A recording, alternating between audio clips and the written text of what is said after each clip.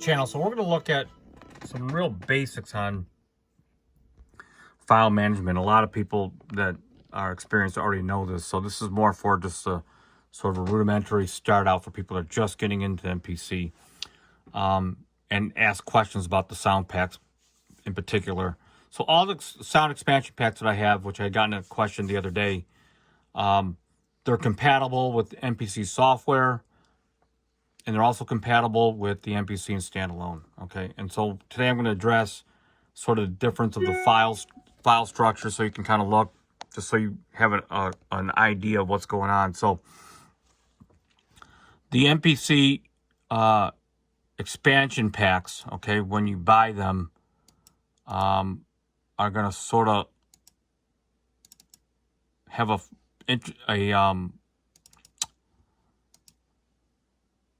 an icon. Let's see if I can get this up first.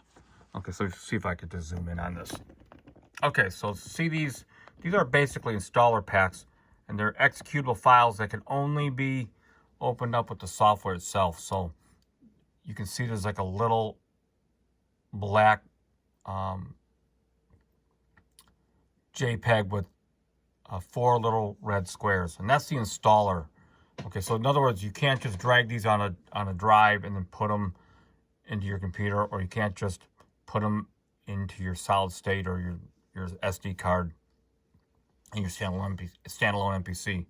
What you have to do is install them like this, and you just drag it in, open up your software and drag it in.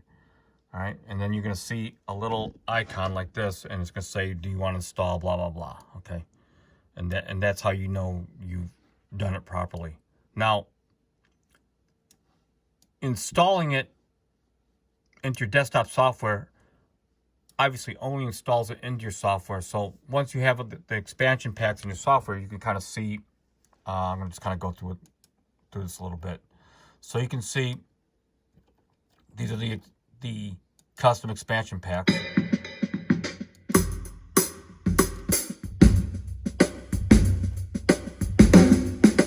All right. And as you click them in the browser,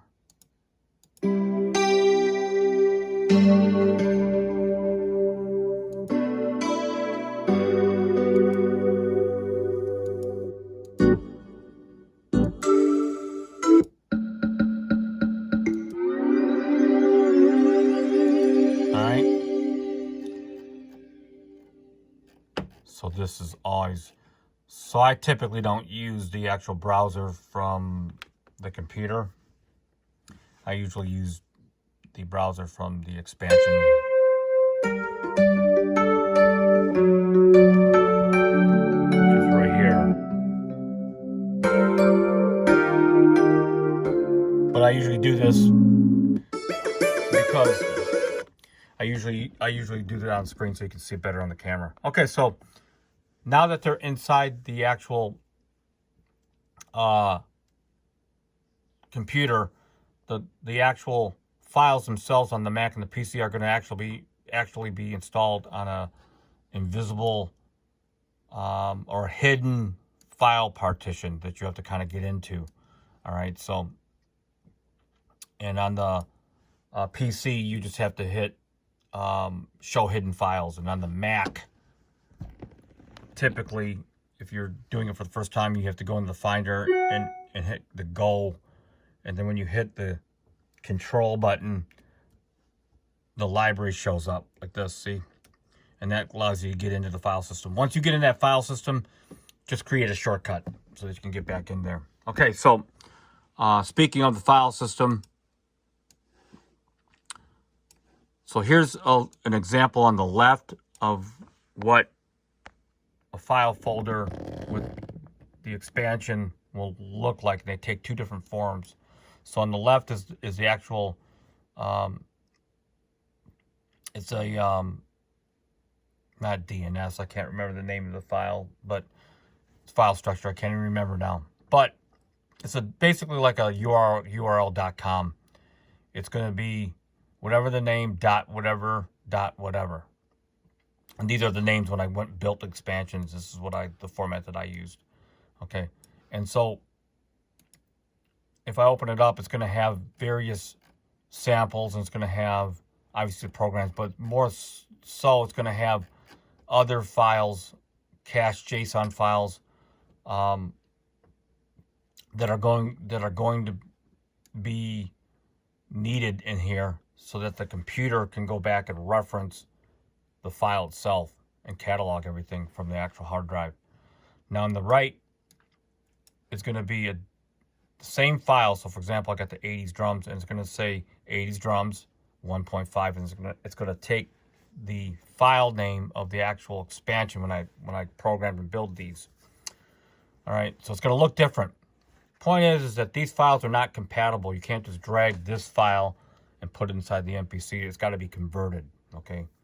All right. So what I think I'm going to do from now on, I just did this with the customer yesterday, is send, if they buy, let's say they bought all 59 packs, for example, I would send 59 expansions installers, which would come in the form of what I showed you earlier, and then 59 of these, which would be files that you can just out of convenience drag over and put it on your hard drive. Now, why would you want to necessarily do that when you know you can install it and then send it to your MPC?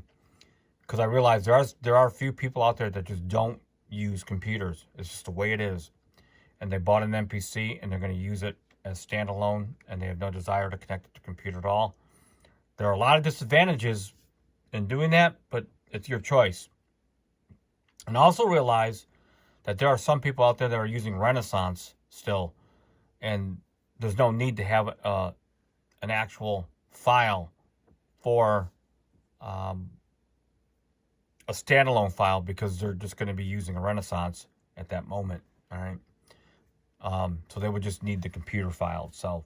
So either I'm gonna have them specify what they want, maybe just to save the time it takes to upload these files after I send them, or I'm gonna just send them both and just assume both files will give them the flexibility to do either or for whatever.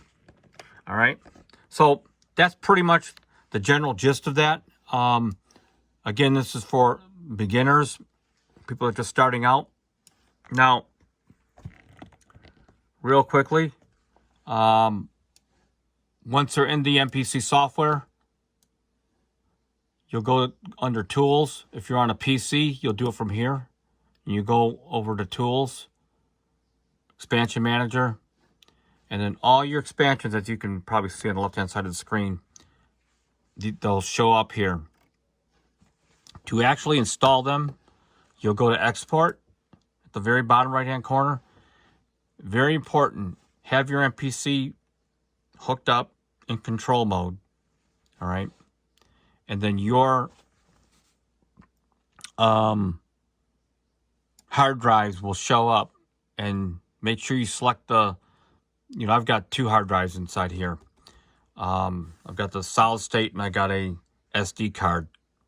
So all those drives that are hooked up to your MPC and or your computer itself, Mac or PC, they'll all show up here. All right. So just pick what drive you want to send it to. All right. And then select whatever packs that you want to send over.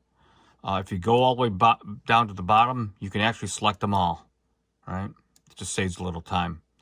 And then you hit export. And then off to the races they'll go. Over. Okay.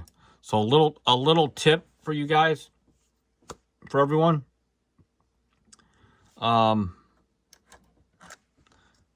This expansion, this SD card, buy a few of these and just send them to multiple copies to each expansion card, so that you have backups, so that if you're on the road and the SD card or your solid state goes bad, you have other options to be able to, because you can run the expansions right off the SD cards as well, and just have them as backups while you're on the road, just in case something bad happens.